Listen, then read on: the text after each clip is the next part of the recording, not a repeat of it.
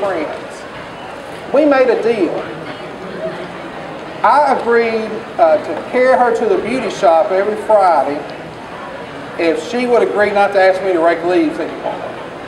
So we did that for years and formed a very good friendship until the day she went home to be with the Lord. But during that time, she and I were standing outside of her front yard one day, and she said, what are you going to plant this year? And I thought, well, I think I'm going to buy some of those shrub roses, and that's when knockouts were first coming onto the market.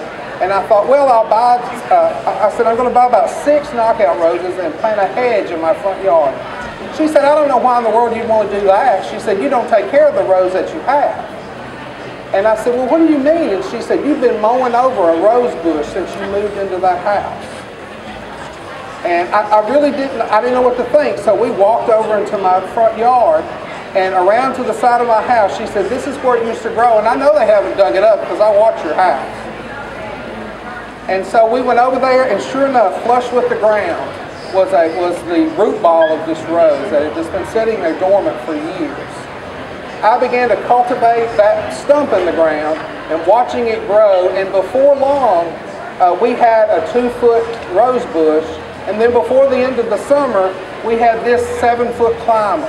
This is a picture of my children about 20 years ago. This is a rose that we really didn't know the name of, but I call it our Miss Dodd's Leatherwood Rose. And it was a beautiful rose, and it taught me a valuable lesson very early on in my rose gardening life, that roses are very resilient.